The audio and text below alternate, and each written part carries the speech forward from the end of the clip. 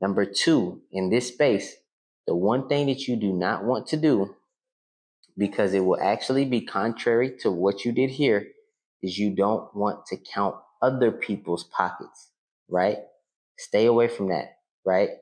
It is very low vibration energy, and it is something that you will burn a lot of bridges and you'll burn a lot of relationships by doing this.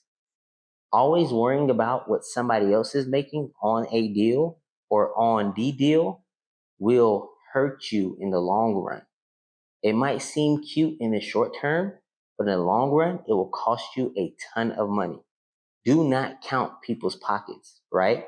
For example, if you're a real estate investor and you're working with a wholesaler and you look at the deal and you analyze the deal and the deal makes sense to you, it doesn't matter what the wholesaler is going to make on the deal. It has no effect on what you're going to make. If you find out that that wholesaler is going to make 50K or 70K or 100K, that has nothing to do with you.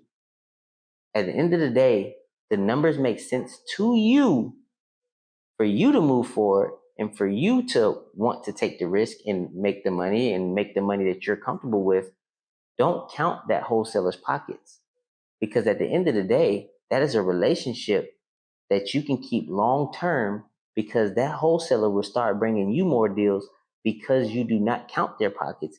And obviously the wholesaler is talented if they're putting deals in front of you that make sense in the first place, right?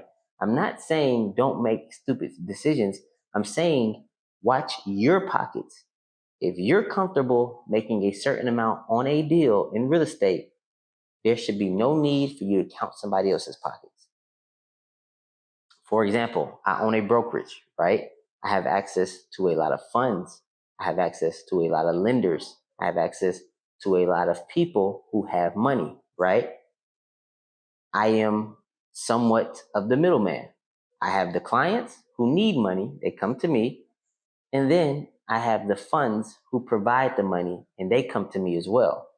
Some of my funds do not work directly with clients. They only work through me because I have a team. I have a team of processors. I have a team that is very efficient, and we get stuff done. Some of my funds will make exceptions for me that they will not make for anybody else, right?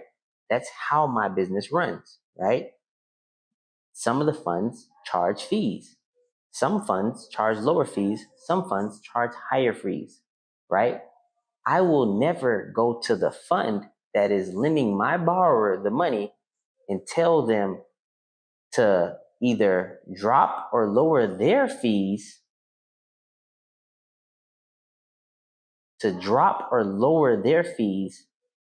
because I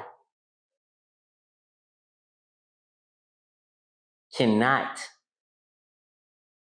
get the borrower to understand what they're charging and how they're charging and why they're charging, right? My job is never to count nobody else's pockets in this business. These funds I have relationships with. We get deals done with borrowers. We get deals that are hard to get done with our borrowers.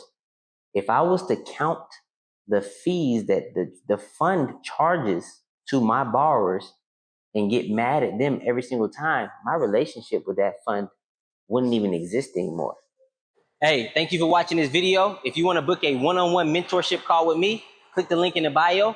Whether you make less than $200,000, you need help getting there, or you make more and you want to jump into real estate investing, click the link in the bio, book a call with me ASAP.